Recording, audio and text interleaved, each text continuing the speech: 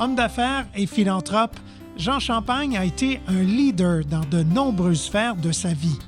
Entrepreneur, il a aussi été l'instigateur de nombreux organismes communautaires dont l'objectif était d'aider son prochain. Aujourd'hui, à Je l'ai vécu, découvrez le parcours inspirant de Jean Champagne. Le Beauceron est tombé dans la marmite du monde des affaires, et ce, dès son plus jeune âge. Bien, écoute, c'est de famille, hein? Mon père, Georges-Émile, était très connu à Saint-Georges. Les serres Champagne, au tapis enregistré, puis le commerce de beaucoup de terrains. Mais mon grand-père et grand-mère étaient aussi des producteurs de légumes. Mon père vendait des légumes par les portes avec un cheval quand il a commencé. Fait que ma famille, on est des entrepreneurs. On a le sens entrepreneurial, oui. C'est à l'âge de 8 ans seulement qu'il a vécu sa première expérience entrepreneuriale. Puis je suis obligé de t'avouer que mon père m'a fait travailler dès l'âge de 8 ans comme un entrepreneur. OK. Comment? Bien, écoute, il y avait une exposition commerciale industrielle, un peu un Expo Québec à Saint-Georges à une époque. C'est mon père qui a fondé ça. Puis, il avait vu à l'extérieur des ballons à l'hélium. Les gens d'en bas ne connaissaient pas ça. Fait que pendant 10 jours, il m'a mis le premier kiosque en avant. Je vendais, je gérais le cash, je gérais les pleins de clients. J'avais 8 ans. Puis, il m'avait donné un employé de l'âge de 12 ans. J'étais responsable de tout. Fait que je suis un entrepreneur né, les ligues de hockey, l'organisation. Je suis allé à l'école pour apprendre à être en affaires. Le temps n'était pas bien loin avant que le Beauceron se lance lui-même en affaires. Jusqu'à ce qu'une opportunité se présente avec Éric Gilbert, un ami de mon frère et moi. J'ai parti une entreprise qui s'appelait Porte Patio Riziver, dont le siège social est à Beauceville, qui est devenue une grande entreprise. Aujourd'hui, Porte Patio Novatec, toujours en Beauce, mais aussi aux États-Unis, dans l'Ouest canadien et à Toronto et à Montréal. Porte Patio Riziver a connu une forte croissance. L'homme d'affaires nous explique ce qui a favorisé cette poussée. Éric et moi, on avait une combinaison parfaite. Les banquiers, c'est ce qu'ils disaient nous autres. Moi, je suis un gestionnaire, les finances, la comptabilité, la relation avec les employés. Éric, c'est un représentant, un stratège marketing de haut niveau. Fait que lui, c'était les ventes, les produits. Fait qu'ensemble, on a découvert une niche de marché, c'est-à-dire de ne faire que des portes patio, mais de ne vendre qu'aux manufacturiers de fenêtres. Parce qu'à l'époque, les manufacturiers de fenêtres faisaient des portes patio, mais c'était un embarras pour eux. Fait qu'on est devenu le spécialiste des portes patio au Québec, au Canada, puis en Amérique du Nord. Fait que notre croissance a été phénoménale pendant 10 ans avec une rentabilité aussi intéressante. Malgré ce bel élan, l'entreprise a dû composer avec un sérieux vent de face. Et puis, pendant 3 mois, l'inévitable est arrivé, mais inévitable dans le sens que c'était tout en dehors de nous. Nos 2 plus gros clients ont fait faillite, autant notre plus gros Canadien qu'Américain. Le dollar américain a baissé de 30 % dans un mois. Fait que du jour au lendemain, on était une entreprise rentable qui est devenue à grande perte. Fait que pendant 3 ans, on a perdu tout l'argent qu'on avait fait pendant 10 ans, jusqu'au jour où je choisisse de racheter Éric, puis je choisisse une vision différente, de repartir plus petit puis de grandir. Dans son livre qui raconte notamment cette période houleuse, l'auteur dévoile ce qu'il a vécu et ressenti. Un des chapitres de mon livre, c'est de héros à zéro. Puis c'est vraiment comme ça que tu te sens. À une époque de notre euphorie, on était le leader nord-américain, les banquiers couraient après nous autres, tout le monde disait qu'on était beau, qu'on était fin. Puis, je dirais, 12 mois après, tu tombes à zéro. Puis là, c'est toute ton estime de soi qui s'y prend. Puis à un moment donné, tu mets la faute sur les autres au début. Moi, je mettais ça sur des causes externes pour réaliser avec le temps que c'était nous la cause. Parce que comme gestionnaire, on avait été trop vite. On vivait vraiment une crise de croissance. Puis cette crise de croissance-là faisait en sorte qu'on faisait moins de qualité, nos employés n'étaient pas assez formés. Fait que nos clients se sont mis à dire « Attends un peu, ça va pas si bien que ça, Porte Patio Riziver ». Fait qu'il a fallu réingénierer l'entreprise basée sur une excellence à mettre en place. Jean Champagne explique comment lui et son équipe ont réussi à relancer l'entreprise. On a donc vécu une décroissance. Fait qu'il a fallu sauver l'entreprise. On l'a sauvée par des stratagèmes ou des stratégies plutôt financières. Gestion de l'inventaire, gestion des comptes à recevoir, diminution des frais fixes, refinancement. Fait que là, on est reparti de en bas de zéro. Parce que j'ai dit zéro, mais c'était en bas de zéro. On est revenu à zéro, ce que j'appelle le sauvetage. Après ça, il a fallu la relancer. La relancer, c'est qu'on est parti Du point zéro, on a redevenu une entreprise rentable à un niveau intéressant, avec une meilleure qualité, des employés plus formés, on est revenu à être le meilleur fabricant de porte-passion en Amérique du Nord. C'est ce qu'on était, puis ce qu'on est encore aujourd'hui. Toute cette expérience méritait d'être partagée.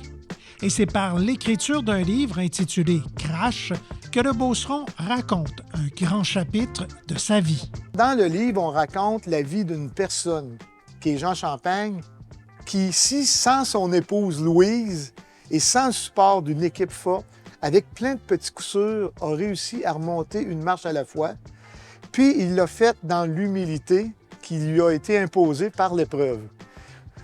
Fait que c'est ça le livre, c'est une histoire humaine. Il nous précise notamment à qui s'adresse cet ouvrage. C'est pour ça que moi j'ai écrit mon livre, c'est pour les entrepreneurs qui vivent des difficultés, ou c'est pour ceux qui n'en vivent pas mais qui ne veulent pas en vivre, mais c'est pour les étudiants aussi, qui étudient en affaires. D'ailleurs, le livre de Jean Champagne a été traduit. Mon livre a été traduit en arabe pour tout le Maghreb, l'Algérie, entre autres, le Maroc. C'est invraisemblable. Puis je vais justement au mois de mars à Lyon, en France, rencontrer un congrès de 3000 entrepreneurs, partager mon livre, partager aussi sur Cultiver, partager sur mes valeurs et le sens de la vie qu'on a quand on prend sa retraite puis on veut faire autre chose.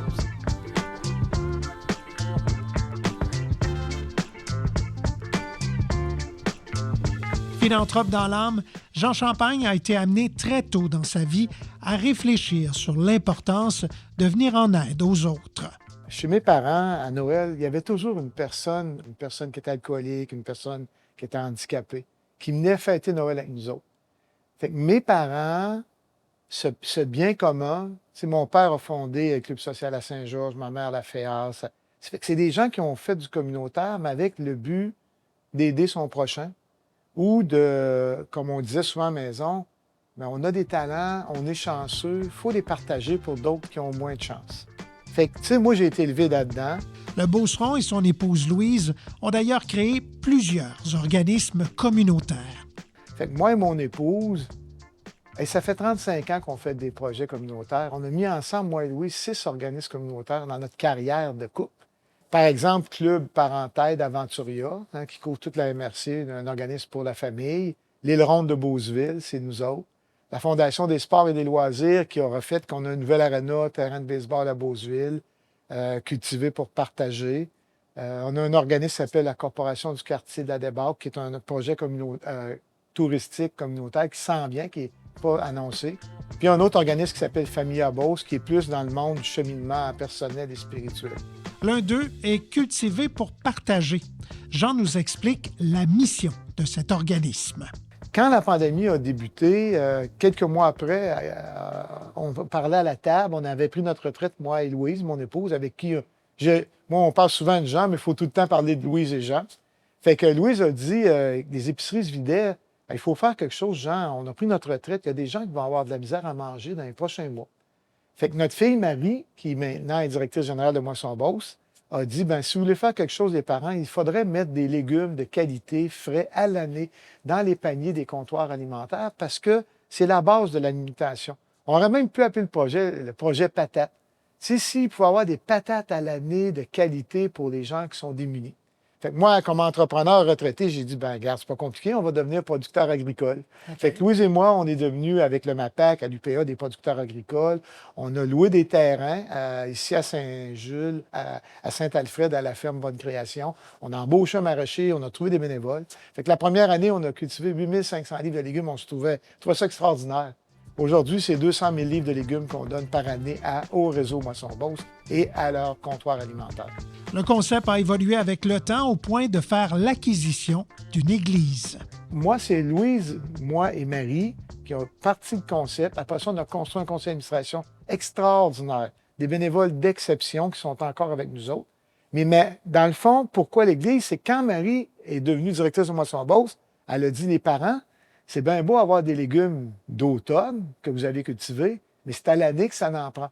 Fait que notre conseil d'administration a réfléchi rapidement, Benoît, Claude, Nicole, je nomme ceux-là parce que c'est l'exécutif avec moi, on dit, si on va avoir des légumes à l'année, on a 2 solutions. On fait des serres ou on a des chambres froides. Fait qu'un jour, on a dit, on achète un bâtiment ou on loue un bâtiment.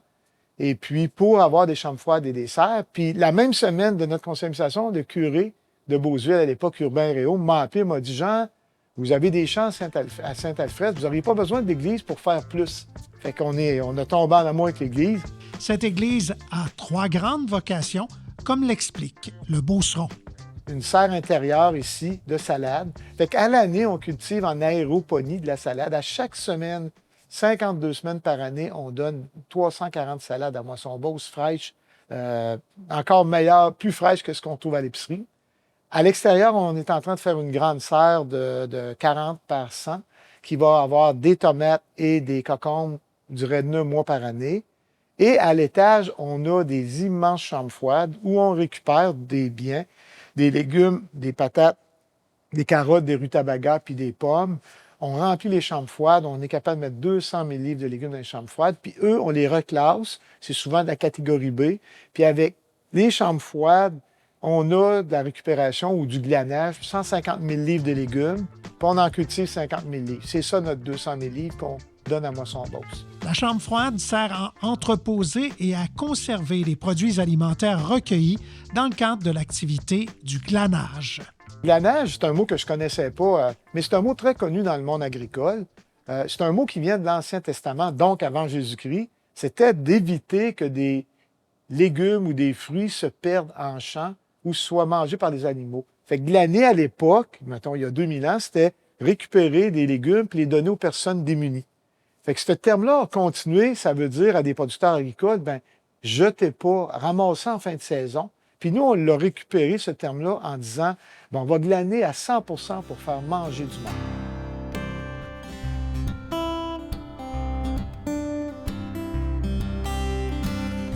Fille de Louise et de Jean, Marie Champagne a grandi dans le monde communautaire, comme en fait foi cette anecdote.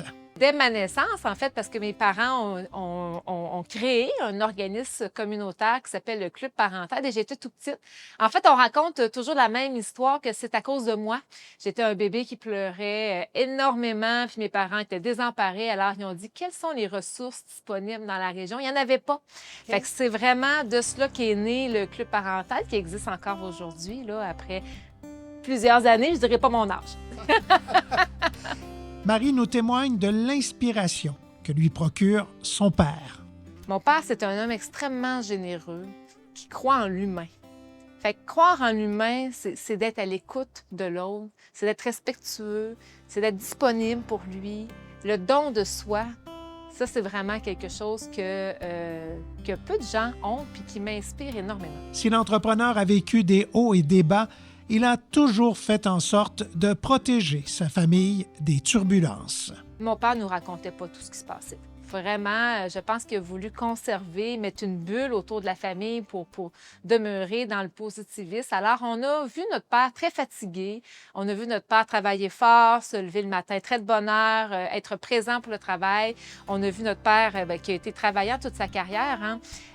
Les hauts et les bas, on les a pas vécus. Il nous a épargnés de tout ça. Marie nous énumère les qualités de son père. C'est une personne très travaillante.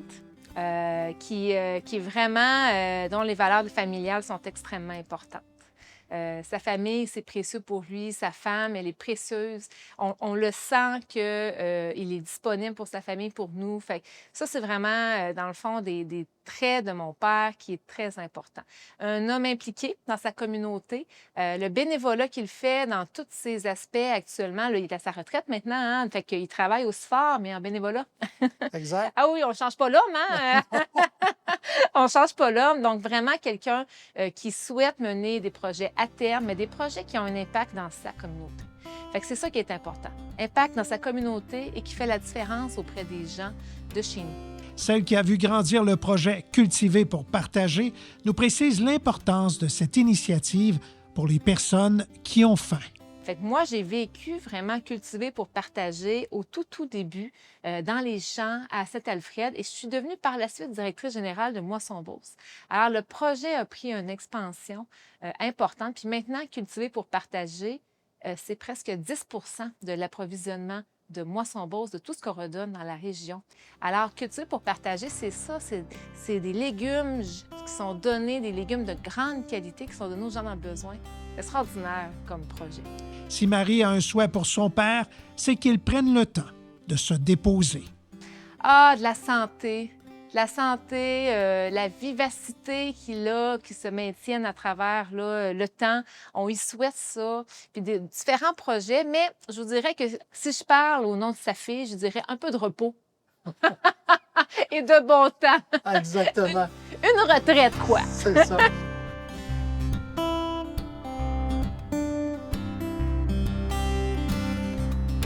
Jean souligne à quel point le projet Cultiver pour partager soulève passion et fierté. On a 225 bénévoles, on a 125 étudiants qui viennent au printemps semer et récolter. Ça fait il y a de l'éducation là-dedans, il y a le principe du partage qu'on donne aux jeunes, puis on a 100 adultes qui viennent avec nous autres. Mais le conseil d'administration, c'est 9 personnes avec, mettons, on dirait 2 employés. Mais je me suis sorti du monde des affaires pour faire du communautaire à temps plein. Ça fait 35 ans qu'on en fait, mais maintenant, je ne fais que du communautaire parce que j'ai la chance d'avoir des talents, j'ai des ressources, j'ai bien réussi. Fait que je partage ça, puis je partage mon leadership. J'amène des équipes qui disent « ensemble, on va faire des choses ». Fait que le mot fierté, là, c'est sur une note de 100, c'est 100, puis c'est unanime au conseil d'administration. L'organisme est aussi un semeur de valeurs. Cultiver, partager, ce sont les valeurs des bénévoles puis les valeurs. Puis tu sais, quand il y a beaucoup de plaisir à donner, on dit ça, un peu de plaisir à donner qu'à recevoir, cultiver, partager, c'est ça. C'est pas la richesse qui crée le bonheur, on l'entend souvent. C'est pas les vacances, parce qu'après tant de vacances, tu veux être chez vous, c'est le sens. Fait que cultiver, partager, si j'aurais un mot que je retiendrais qui fait le lien avec moi, c'est dans le sens de ma vie. Ça donne un sens à ma vie. Cultiver pour partager est un projet exportable, selon l'homme d'affaires. Cultiver, partager, c'est la même chose. On a presque tous les organismes du Québec, dont la Banque alimentaire Québec, qui chapeaute tout, sont venus ici, puis ils sont emballés, puis ils répètent le modèle. Certains, c'est pour cultiver des salades, d'autres, c'est pour... On a même un organisme qui fait comme nous autres en champ. Il a fait un partenariat. Il fera un modèle comme nous autres. Fait que c'est merveilleux. Ce qui rend le projet encore plus remarquable, c'est que celui-ci est venu résoudre une problématique majeure pour Moisson-Beauce. Au lieu que Moisson-Beauce attende dans les légumes que quelqu'un nous en donne, nous, on a dit à Moisson-Beauce, qu'est-ce que vous voulez? Donc, on a travaillé sur la chaîne d'approvisionnement à la source de la problématique et à la source de la solution. Puis c'est ça qui est exportable. Aller comprendre la problématique, puis la chaîne d'approvisionnement en aide alimentaire, c'est la clé. Et Cultiver pour partager fait rayonner la Beauce et les Beaucerons. On est fiers d'être Beaucerons quand on voit tout, parce que, tu sais, Cultiver partager, on en a parlé à travers le Canada, en français, en anglais, en Europe. Ça fait 2 fois que je donne des conférences, je parle de Cultiver en Europe. C'est vraiment une fierté beauceronne. Fait que c'est ça qui fait qu'on est heureux de faire ce qu'on fait, puis on sent que c'est ce qu'on devait faire. Jean Champagne a connu beaucoup de succès dans les divers projets qu'il a menés. Si les initiatives lui ont permis de gravir les sommets et repousser ses limites, la vie lui a offert également des défis de taille qui l'ont invité à l'humilité et à penser autrement. Puisant dans ses racines, Jean Champagne a transporté les valeurs de son enfance. À preuve, le projet Cultiver pour partager qui vient en aide aux personnes dans le besoin. Pour celui-ci, Cultiver pour partager pourrait tout aussi bien signifier cultiver les valeurs d'aujourd'hui afin de les partager à autrui et aux générations de demain. Celui qui s'est retiré de la vie active pour mieux s'impliquer dans sa communauté et ainsi redonner peut affirmer et sans se tromper « Moi, je l'ai vécu ».